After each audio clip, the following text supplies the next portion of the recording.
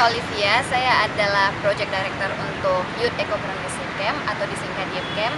YEPCamp sendiri merupakan inisiatif untuk mengurangi jumlah youth unemployment Indonesia dengan cara memperkenalkan konsep ecopreneurship atau ekobisnis.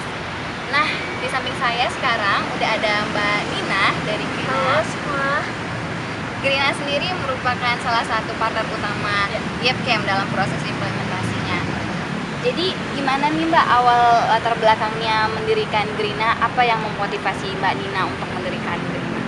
Iya, melihat kondisi lingkungan yang di jalanan sebetulnya banyak sampah, kemudian habit, kebiasaan masyarakat yang membuang sampah di mana saja, kemudian membakarnya, dan dampak tersebut adalah bisa ke lingkungan dan ke kesehatan masyarakat. Jadi itu yang melatar belakangi kegiatan Grina.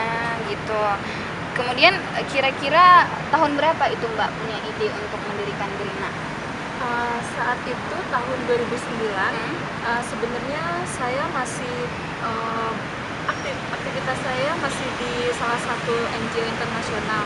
Cuman waktu itu karena melihat keprihatinan tersebut dan saya dengan teman-teman di Bogor akhirnya melakukan kegiatan edukasi ke sekolah, dan dari situlah baru kebentuk komunitas namanya Green Heart, dan 2010 berganti nama jadi Grina. Oh begitu. Sejauh ini kegiatan Grina yang terkait dengan lingkungan hidup apa aja? Nah, 2009 kan kami fokus di edukasi. Kemudian kami berpikir bahwa tidak hanya edukasi, tapi kami berharap ada kegiatan yang kontinu. Akhirnya kami bersama-sama melakukan kegiatan empowering community untuk ibu-ibu di Kampung Cisalopa. Jadi kegiatannya itu adalah melalui pengajian, ibu-ibu mengumpulkan sampah, kemudian mereka membuat produk-produk seperti ini ya. Aduh, bagus sekali produknya. Ini ada apa aja nih Mbak? Ada tas, ada tas, kemudian ada coin case, ada tempat kosmetik yang ini, coin case, kemudian sama tempat pensil, tempat handphone juga. Kalau untuk produknya sendiri, bagaimana bisa dia terkait dengan konsep ecopreneurship Mbak? Nah itu dia, sebenarnya kami tidak awalnya kami tidak berpikir kegiatan ini menuju ke bisnis gitu. Kami hanya berpikir bahwa bagaimana untuk merubah kebiasaan masyarakat yang tadinya membuang sampah di mana-mana atau membakarnya, supaya mereka mengumpulkan dan memisahkan sampah, kemudian mengumpulkan terus dibuatlah produk gitu.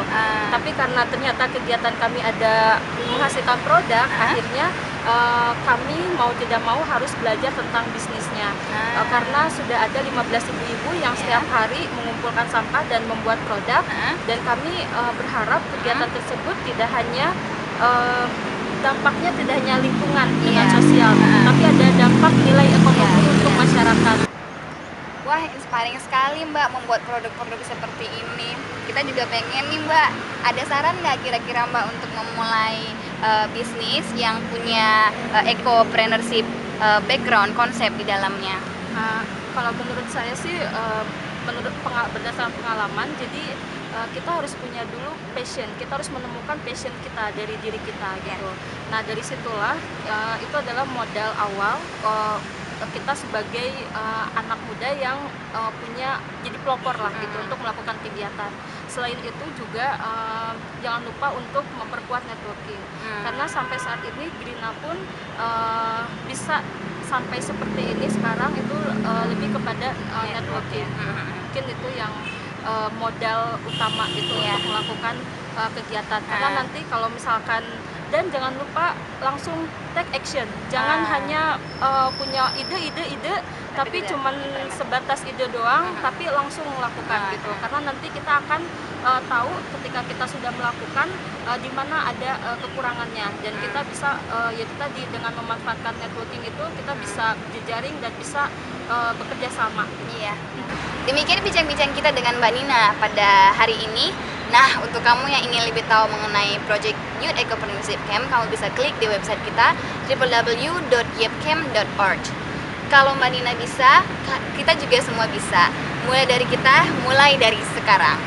Terima kasih Mbak Nina. Sama-sama. Dah.